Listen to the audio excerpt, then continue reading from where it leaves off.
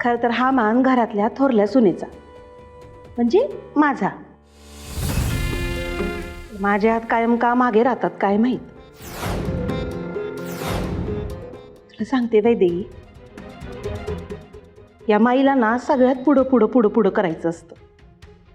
देवाला दिवा लावायचा असो किंवा घरात मान मिळवायचा असो, सगळ्यात पुढं ती माई पोचती. आणि मग मी गेले ना, मला हाताला धरून मागे काढते. जाऊ बाई, तुम्ही नंतर या. सखा आयुष्य ना या नंतर मध्येच अडकलंय. घरातली थोरली सून आहे मी, पण सगळा मान त्या माईच्या ओंजळीत जाऊन पडतो. कधी कधी वाटतं ना, या देवाला पण माईच जवळची वाटते. आणि मी बाकी, अगं खूप मोठा उत्सव असतो. देवीची पालखी येते, फुलांची उधळण होते, सगळे गावकरी जमतात. देवीचा टाक उचलायचा मान ना सवाष्णीचा असतो. माई पुढं कोण काय बोलणार.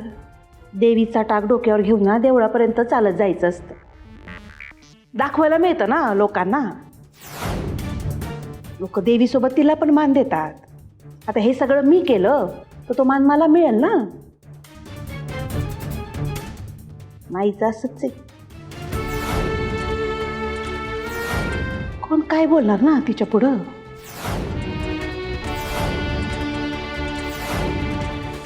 चला, म्हणजे मी मारलेला बाण बरोबर लागलाय, त्याशिवाय एवढा विचार करणार नाही.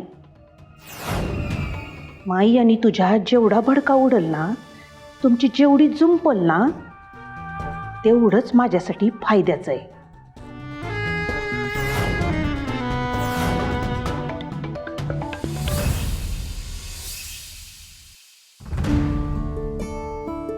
ताईडे, तू काय म्हणायचा प्रयत्न करतेस हे मी समजू शकते, पण मी लग्नाआधी जो डिसिजन घेतला होता तोही विचारपूर्वकच घेतला होता. आणि आता तुला जे काही सांगतेय, तुझ्याशी हे जे काही बोलतेय, ते सगळे स्वतः स्वीकारूनच बोलतेय.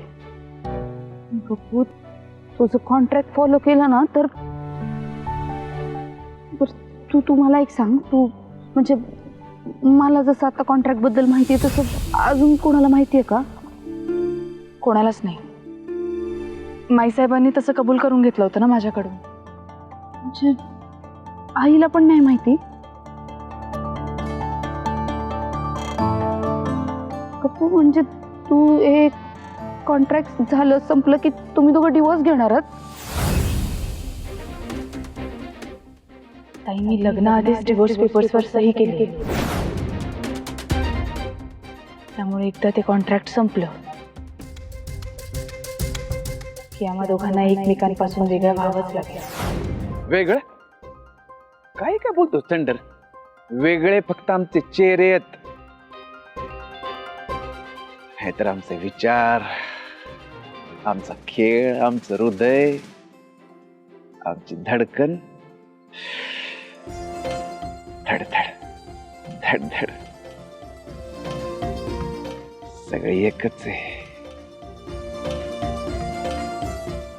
आणि हा एकच जन्म काय, पुढचे 7 जन्म आम्ही एकत्रच असणार. कळलं काय? त्यामुळं येस. खरं सांग, तुम्ही असं बोलायला लागला की नाही, लई भारी वाटतंय. तुम्हाला ना म्हणजे तुमच्या जोडीला नाही यार कुणाची नजर लागायलाच नको.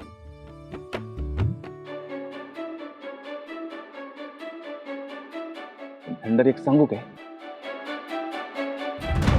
त्या सुखात मी संग काम करायचं आणि हे रोज रोज प्रेमनाथ पवार व्हायचं ना, कंटाळायला लागले आता. मग सोडून टाका नोकरी. म्हणजे तसं पण तुम्ही नोकरी करणारा माणूस आहे. खरं सांगू का त्याच्यातलं, तुम्ही शाळेत जात नाही, त्या सुखात्म्याच्या पिंजऱ्यात जातात. पिंजऱ्यात तो तुम्हाला दिवसभर डांबू ठेवतोय आणि संध्याकाळी सोडतोय. जोडून टाकायची असली नोकरी सोडून टाका काय काय डोक्यावर पडलं काय काय अडचण आहे काय